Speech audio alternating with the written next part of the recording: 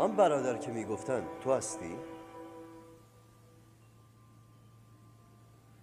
پدرتان حق دارد که شما را از خود جدا نکند.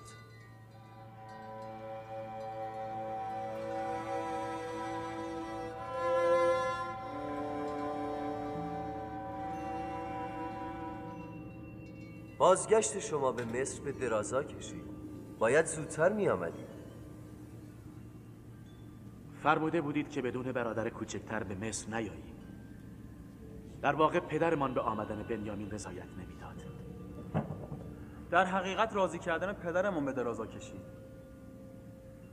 شما صداقت خود را ثابت کردید.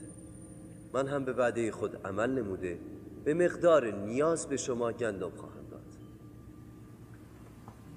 عالی جناب. مطلبی است که ما را رنج می‌دهد. اجازه گفتن می‌دهید؟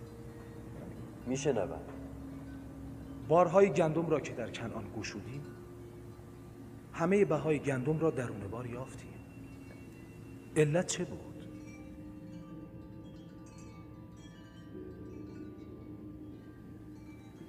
آیا خطایی رخ داده که تمام بضاعت ما را به ما بازگردانده اید؟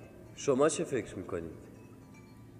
شاید جهت امتحان بوده تا ببینید ما دینارها را باز میگردانیم یا نه.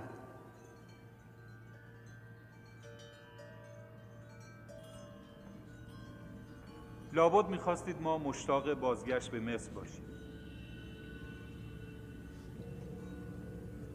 شاید از باب ترحم و تهیدستی ما بوده است. شاید همه این دلایل را در ذهن خود داشتم، اما بیشتر میخواستم هدیه‌ای به پدر پیر شما تقدیم کرده باشم.